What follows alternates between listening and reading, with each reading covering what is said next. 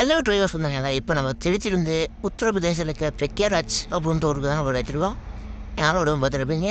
Machine இல்லைங்க. நம்ம அடுத்த நாள் காலையில் முன்னிடுவோம் புத்தி போட்டு நம்ம நைட்டு போய் துப்பூர் பார்க்கிங் வெயிட் பண்ணி நம்ம அண்ணனை பார்த்துட்டு நம்ம போய்க்கிறோம்னா இது நமக்கு மத்திய பிரதேசங்க.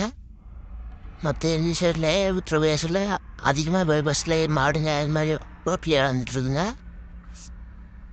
ஆனால் உத்தரப்பிரதேசம் மத்திய பிரதேசம் நைட் டைமில் வந்துவிடும் 10 தாங்க ஓட்டணும். இந்த பக்கம் குளிரும் நம்மளோட அதிகமாக தானே இருக்கும். இந்த யூபி ஸ்டேட்டுக்கு வந்துட்டாங்க. யூபி ஸ்டேட்டோட பஸ்ஸு இப்படி தானே இருக்குது.